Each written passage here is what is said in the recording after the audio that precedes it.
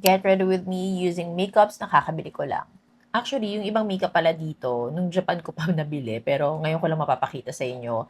Pero at least, first time nyo pa rin makikita. Start muna tayo dito kay Anwa. This one is the PDRN plus Hyaluron na mist or spray nila. Sobrang sikat nito ngayon, kaya naman napabili ako nung nandun ako sa Japan. So, ayan. Hindi ko pa siya masyado madalas nagagamit, pero every time ginagamit ko siya, ang refreshing niya and hydrating niya sa skin.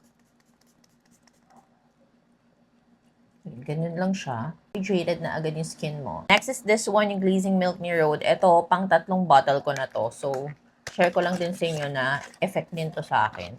So, ayan siya. Binibili ko to kay Makeup Cart PH, mga sis.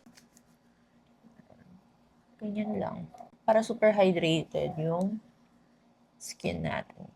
May kong breakout ngayon kasi naglolo ko yung hormones ko. Literal, as in, like, grabe. Nag-welga kasi yung balat ko lagi kapag malapit ako magkaroon and pag meron ako. Color correct lang ako and also nag-spot conceal lang ako ng very, very light.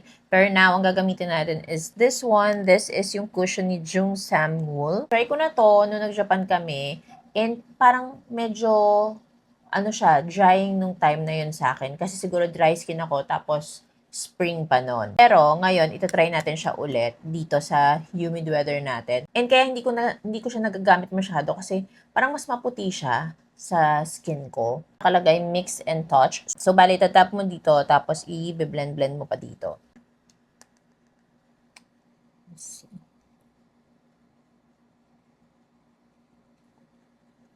Yung coverage niya, ang pagkakaalala ko dito, ano siya, medium. May scent siya. Parang mga floral. Ganon. Hindi niya sa akin. Pero feeling ko naman kaya niyang mag-work. Like, magbo-bronzer na lang. Nice pala siya kapag nakapag-skin prep ka. Wala mo ulan. Na sobrang back-to-back mag-release ng local brands. Minsan, nakakalimutan ko talagang gamitin na yung mga nabibili ko. Pag Japan kami or even nung nag-Taiwan, nakalimutan ko na may binili pala akong makeup. Kaloka. Dito sa camera, hindi siya ganong kaputi. Pero dito sa personal, ang puti, mga sis. Diyos ko po. Para na akong magiging si ano. Feeling ko one shade darker pa dapat sa akin. So, one layer, ganyan siya. Medyo may onting lagkit yung feeling niya. Favorite ko ba siya? Parang hindi. Sakto lang sa akin to. Now, browse muna tayo. Meron ako dito yung ZA. Nabili ko to sa Taiwan. And then this one, yung Maybelline Super Fluff naman. Ito nabili ko nung nag-Japan kami. So, ito muna gamitin natin. Metal siya. Medyo mabigat-bigat to. Nagulat ako. Akala ko plastic. Tapos, ayan, may spoolie. Tapos, ito siya. Ooh, ganyan siya. Okay. Tapos,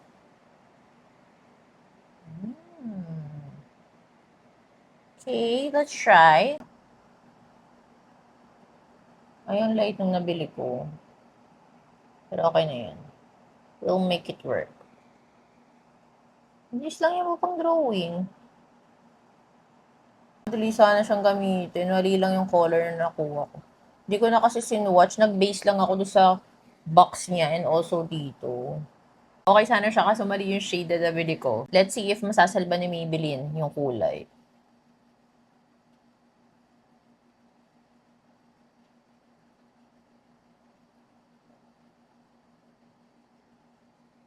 Pwede na. Bagay pa ba sa buhok ko? Ko lang onti ng strokes para medyo hindi siya yellowish tignan. Okay, move on na tayo sa brows. Hindi masyado maganda. Pero, dito tayo sa eyeshadow. Nire-request nyo din to simula nung binili ko sa The Coloristo. Ito yung eyeshadow ni Spenny. Ayan siya. Gamitin natin tong bagong brushes ni Tilo. So, I will use this big blending brush para mag-transition shade muna tayo. Na-try ko na actually itong Spenny na eyeshadow. I like it. Para siyang yung mga, anong pangalan nun? Dasic. Ayan, si Dasic, same yung atake nito ni Spenny. Parehas pa silang affordable. Then, I will use itong Precise Blending Brush. Ako na itong pinky. Okay din ako dito. Ito, sobrang cute nito. Yung Precise Contour Brush nila. Nakita ko sa video ni Terry, parang ginamit niyang pang ano eh, pang contour dito.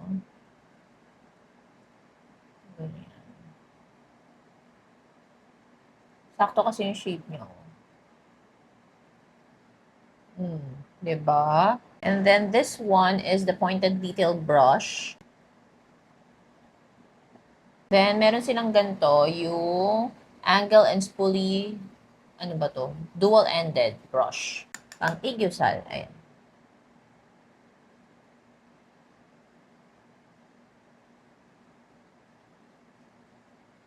Then, balik ako dito. Kuha ko nitong lighter shade.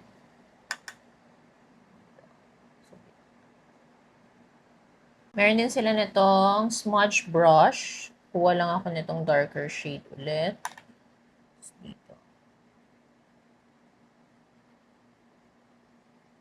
Itong shading brush, ito na lang gagamitin ko pang dito sa highlighter.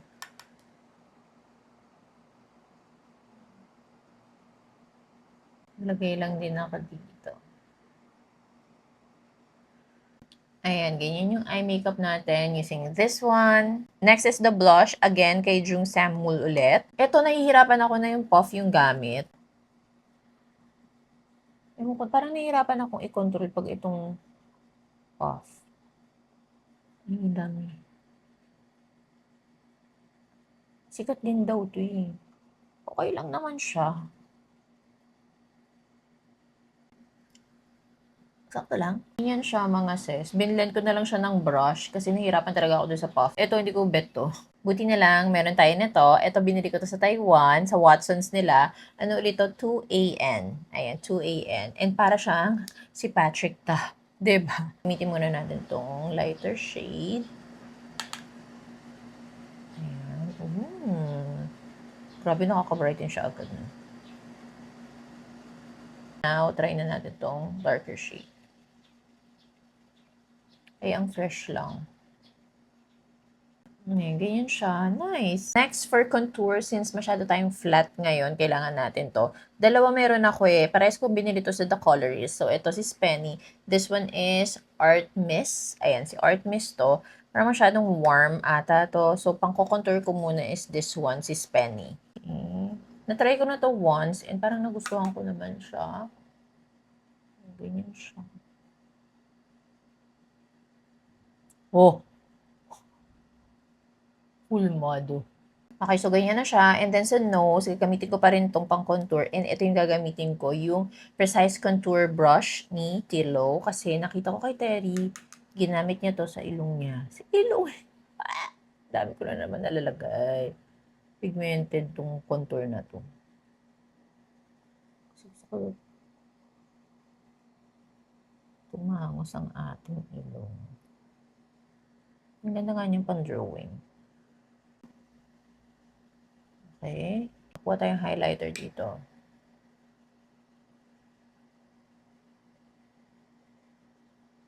Ay, nice. I like it. Ito parang gusto kong gamitin dito. Ito eh. Hindi pala to. Parang ayoko kasi maging bronzy look naman. Ayan.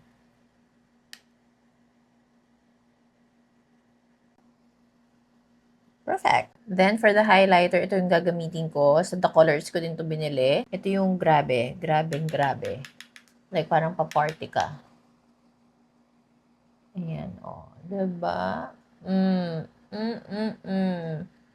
Pagpa-party ka lang naman, ah. Look at that. Then, for the lips, mga sis, diba may binili ako sa The Colorist? Medyo parang nawawala siya. Parang merong kumuha. Di natin sure kung sino. Pero, meron pa ako nito, yung VC ba ang pronunciation yun? Binili ko to sa TikTok eh. So, ito na lang ulit gamitin natin since wala akong ibang bago. Ayan, this din naman. Ganda din to. Look at that. So, this is our final look mga sis using yung mga new makeup na binili ko. What do you think? Okay ba? So, sa akin, for me, parang sakto lang. 'Di ba? So, sa brows, Si Maybelline okay naman. Si ZA okay naman kaso mali yung shade na nabili ko. And then, ano pang mga sakto sa akin? Yung cushion ayoko. Yung blush na cushion, ayoko din yun. Pero okay sa akin yung mga powder blush. I love it. Yung eyeshadow, I love it din. Lippy, okay din siya, di ba? The highlighter and pang contour, I love, love, love it. So, yun lang mga sis. Comment kayo dyan if ano pa yung mga makeup na pwede kong bilhin and i-try para sa inyo. Okay?